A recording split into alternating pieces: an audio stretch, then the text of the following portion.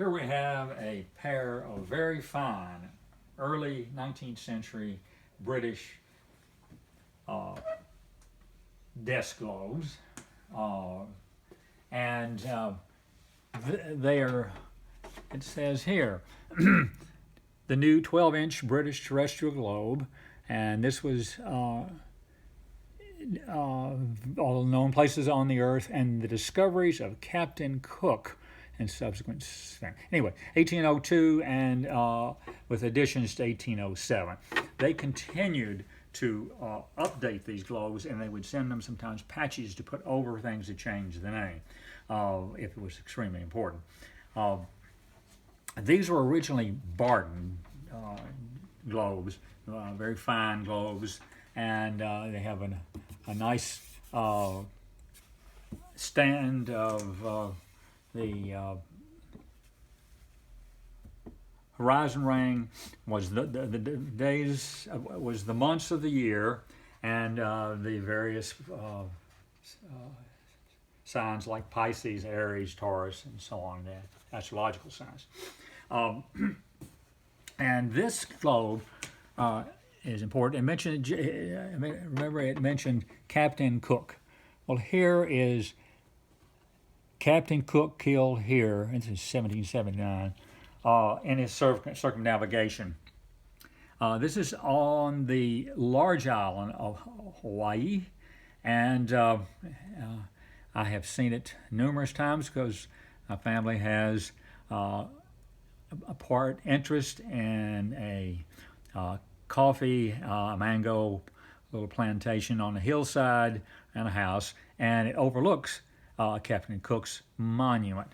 Beautiful area. So you couldn't die in a prettier spot.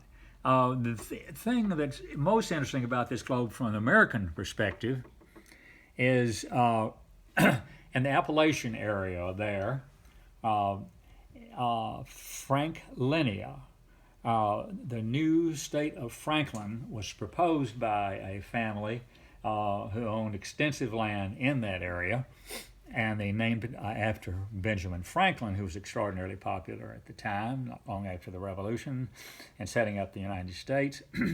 And they applied again and again and again for statehood and never got it. But there it is on the map. Florida is still, I guess it's part of Spain. Louisiana is part of France. The United States is basically just east of the Mississippi River, north of Florida. Does not include New Orleans, because that was the French headquarters in Louisiana. So this is the early United States. Even though it's after 1800, it's not much different than it was 1777. So that is there are lots of other really interesting things on that globe, and the horizon ring with Taurus and Aries and so on. This is the celestial of the pair.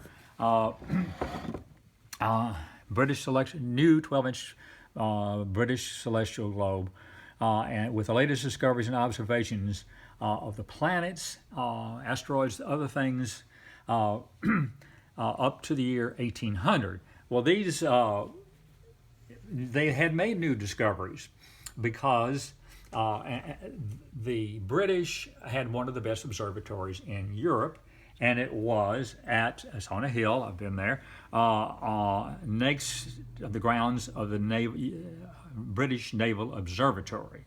Observatories up on the mountain. And of course, the observatory sees the stars, and stars were used in navigation, so it was extremely important to the Navy. But they also had the Globe Museum, particularly because the British used globes on shipboard. So, as well as charts, of course. And this, we actually have sold several globes, and then besides being there, to the Naval Museum British Globe Collection. This was sold by W&S Jones, Holborn, London, and the globes at that time added every possible new scientific instrument, however crude because it was the early days of a lot of scientific instruments, the astrolabe and the telescope and etc.